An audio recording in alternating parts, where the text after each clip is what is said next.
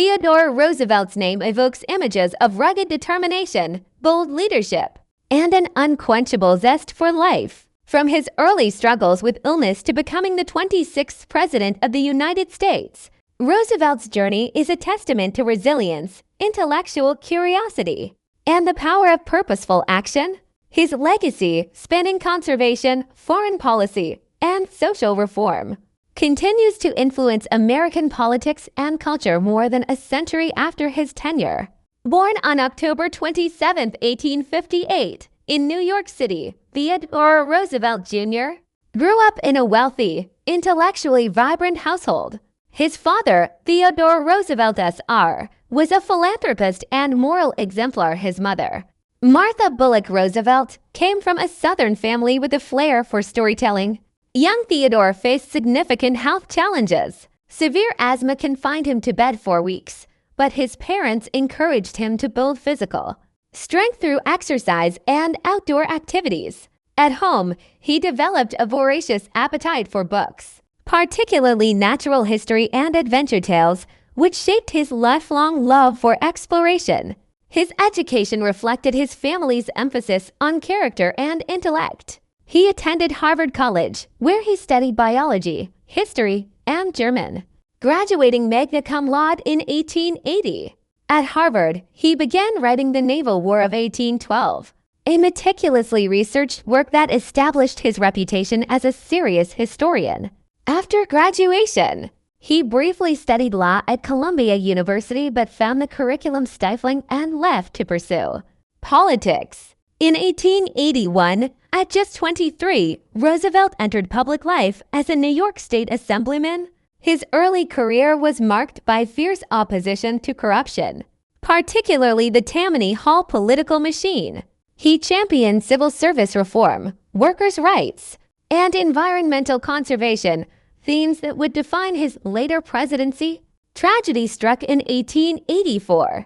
His mother and first wife, Alice Hathaway Lee, died within hours of each other on the same day. Devastated, he retreated to his ranch in the Dakota Territory, where cattle ranching and hunting helped him rebuild his spirit. The wilderness years 1884-1886 forged his identity. He embraced the frontier lifestyle, becoming an avid hunter, horseman, and advocate for land preservation. He wrote extensively about the American West, blending naturalist observation with political commentary. His experiences deepened his commitment to conservation, a cause he would later advance as president. Returning to New York in 1886, he married childhood friend Edith Kermit Caro. They had 5 children and built a family life at Sagamore Hill, his Oyster Bay estate, which became his intellectual and emotional anchor. Meanwhile, his career ascended. In 1889, he became a U.S. Civil Service Commissioner, fighting patronage and nepotism. From 1895 to 1897, he served as New York City Police Commissioner, overhauling a corrupt force and instituting reforms like mandatory literacy tests for officers. In 1897, he became Assistant Secretary of the Navy, where he advocated for a stronger fleet and strategic expansion, laying groundwork for America's rise as a global power.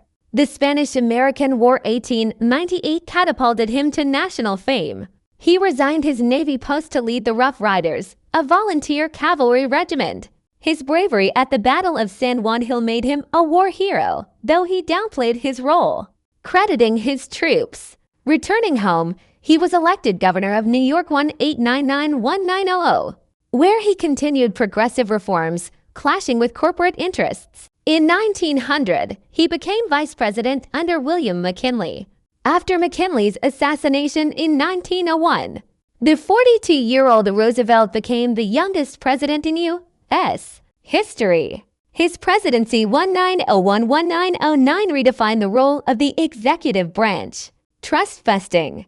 He targeted monopolies like Northern Securities Company, earning the nickname Trust Buster and asserting federal authority over big business. Conservation. He protected 230 million acres of public land, established 5 national parks, 18 national monuments including the Grand Canyon, and 150 national forests, laying the foundation for the U.S. Forest Service. Labor reform. During the 1902 coal strike, he mediated a compromise, becoming the first president to side with workers against corporate owners. Foreign policy. His speak softly and carry a big stick doctrine guided U.S. expansion, including support for the Panama Canal and the Roosevelt corollary to the Monroe Doctrine. Consumer protection. The Pure Food and Drug Act 1906 and Meat Inspection Act 1906 emerged from his response to Upton Sinclair's The Jungle, ensuring safer food and medicine. Key moments of his presidency. Negotiating the end of the Russo-Japanese War 1905, earning him the Nobel Peace Prize. The first American to win the Great White Fleet's World Tour 1907-1909, showcasing U.S. naval power. Inviting Booker T.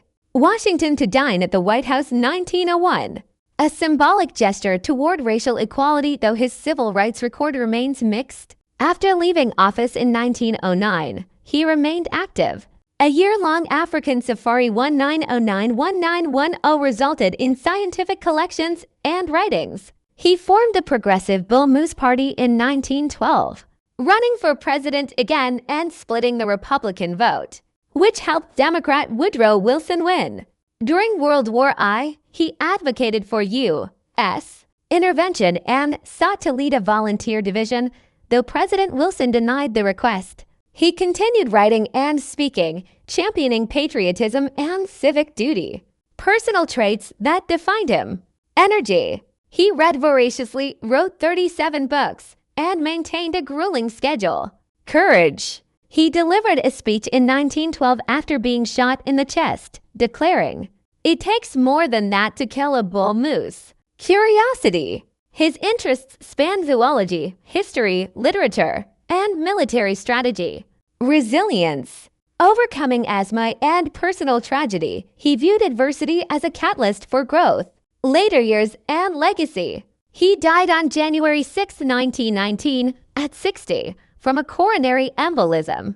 Mount Rushmore features his likeness alongside Washington, Jefferson, and Lincoln, a testament to his impact. His conservation efforts preserved iconic landscapes, while his trust-busting set precedents for regulating corporate power. His square deal domestic policy influenced later progressive movements, including the New Deal. His writings on leadership and citizenship remain studied in schools and military academies. Today, Roosevelt's influence endures. National parks like Yellowstone and Yosemite reflect his conservation ethic. Modern presidents cite his proactive governance as a model. His emphasis on physical fitness and outdoor adventure inspires environmentalists and athletes. His complex legacy, blending imperialism, reform, and moral conviction, sparks debate about America's role in the world. Theodore Roosevelt's life was not a linear climb to power, but a dynamic interplay of intellect, action, and unwavering principle. From the drawing rooms of New York to the battlefields of Cuba and the wilderness of the West, he embodied the spirit of an era when America asserted itself as a global force. His story reminds us that leadership demands both vision and grit, and that one person's energy can reshape nations.